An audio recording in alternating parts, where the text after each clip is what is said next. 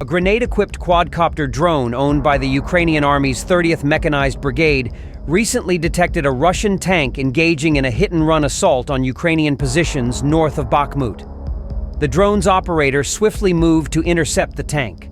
When a second Russian tank arrived to assist the initial crew, the drone operator intercepted that tank as well, delivering a strike so close to the tank's open gunner's hatch that the shaken gunner, narrowly escaping harm, visibly trembled with fear.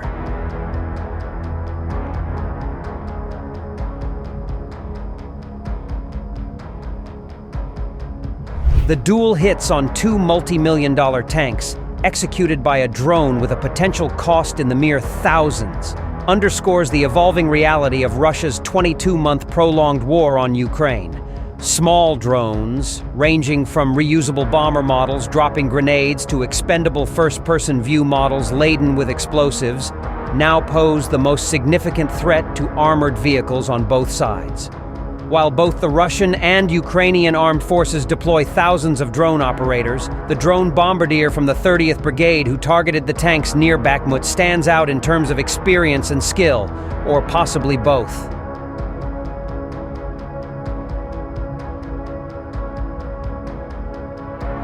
The 30th Brigade proudly shared an edited version of the drone's video feed.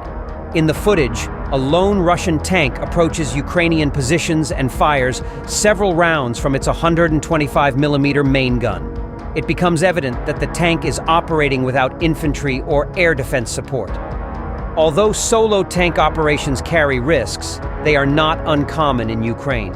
According to a study by Jack Watling and Nick Reynolds for the Royal United Services Institute in London, the Russians frequently conduct gun raids with tanks when detecting troop rotations.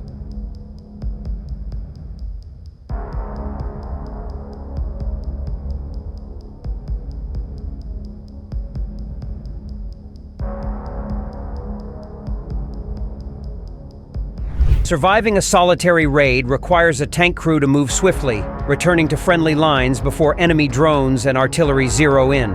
In the recent raid, the Russian tank crew had no chance. The 30th Brigade bombardier had them in their sights from the beginning, tracking their acceleration along a dirt trail with their turret rotated backward for withdrawal. A Russian T-72 or T-80 tank is expected to reach speeds of 40 miles per hour in its best forward gear, and the raiding tank in this incident raced for safety. Quadcopter bomber drones release unguided grenades, often targeting idling vehicles or those immobilized by mines or artillery. Cheap bomber drones lack fire control systems, providing no cues to guide the operator on how far to lead a moving vehicle for a guaranteed hit. What transpires next in the video is extraordinary, perhaps a stroke of luck, or more likely a display of skill. In any case, the 30th Brigade drone operator hurls a grenade from the moving drone, scoring a direct hit on the moving tank.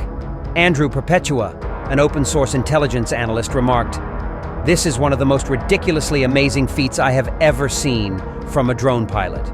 The extent of damage inflicted by the grenade is unclear, but it immobilizes the tank. A second tank arrives for the rescue, attaching a cable to tow the damaged tank off the battlefield."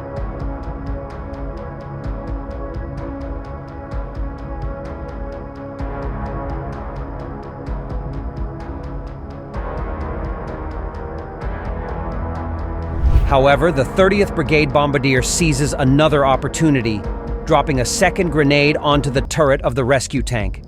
Both the gunner's hatch and the commander's hatch are open. While aiming to kill the crew and disable the tank, the bombardier narrowly misses, hitting the delicate gunner's sight just inches from the gunner's hatch.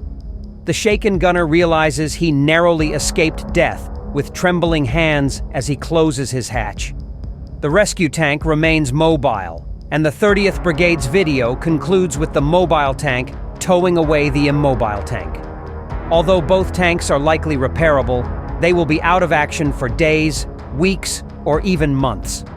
A remarkable day's work for a highly skilled drone operator, achieving bullseyes and near bullseyes like a champion.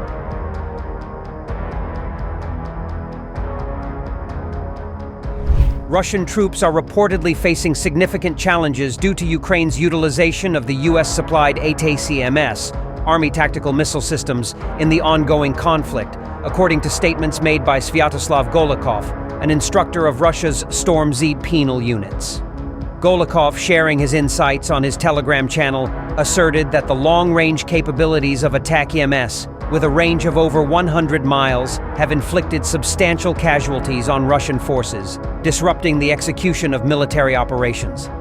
It should be noted that Newsweek has not independently verified Golikov's comments.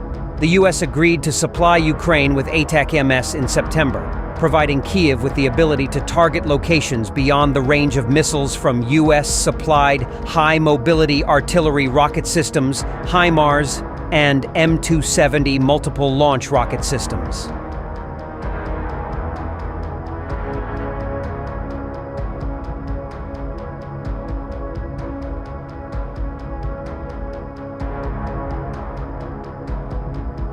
Golikov highlighted the devastating impact of cluster versions of ATACMS missiles, citing an incident where Kyiv destroyed more than a dozen Russian helicopters in the Zaporizhzhia city of Berdyansk and in Russian-controlled Luhansk city. Golikov emphasized that the use of cluster shells has led to significant casualties among Russian infantry, causing disruptions in combat missions, evacuation logistics, and military medical infrastructure. Russian troops reportedly returned to the front lines in Ukraine with shrapnel still embedded in their bodies. While Golikov acknowledged that there have been no radical shifts in the front line and minimal breakthroughs from Ukraine, he noted that Russia is also encountering challenges and little success in the war. Golikov described a strategy of exhausting and bleeding the enemy on the defensive before launching powerful counterattacks. However, he admitted that this plan has backfired, with Russian forces experiencing depletion and significant casualties.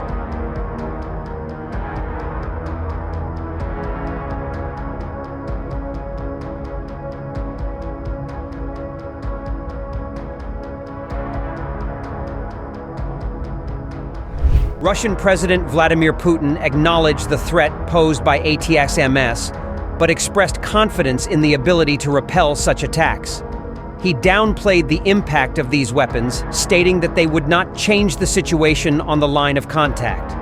Despite Putin's reassurances, Golikov's account suggests a challenging and demanding reality for Russian forces engaged in the conflict.